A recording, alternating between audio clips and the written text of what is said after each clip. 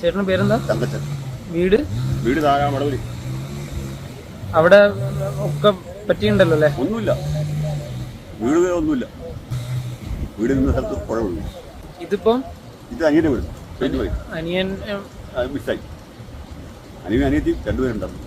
രണ്ട് മിസ്സായി. സുഹൃത്തുക്കളൊക്കെ പോയി.